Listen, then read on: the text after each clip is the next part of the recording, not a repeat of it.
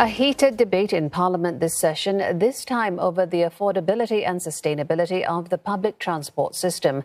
Neil Rongwei has more. In Wednesday's debate around the Transport Ministry's budget plans, Workers' Party MP Gerald Giam suggested using smaller buses for lower demand routes instead of cutting those routes to optimize service. But the ministry says cutting back on some services would free up resources for other services to help meet new demand, and it would keep public transport affordable and efficient. Does he accept the principle that as we expand our rail network and as we invest more and the capital base and the asset base grows, we have an obligation to optimize across the system? I don't disagree with the principle that we must optimize, but I disagree with how sometimes it is optimized.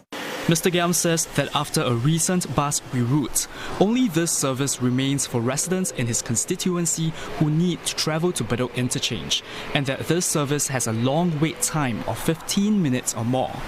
But Senior Minister of State for Transport Chee Hong Tat says the frequency of the bus service has already been increased to once every 5 minutes during morning peak hours. And it's the bigger picture that matters.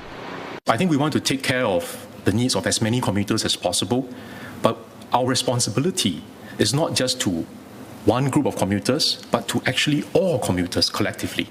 And we do need to weigh these difficult trade-offs and to make the adjustments accordingly. Workers' Party MP Jamus Lim called on the Transport Minister to respond to his earlier suggestion about providing free public transport for the elderly and people with disabilities during off-peak hours.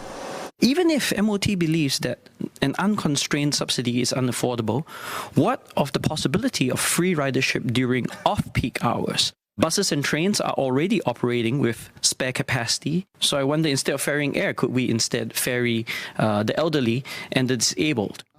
He noted that this vulnerable group already pay cheaper concessionary rates.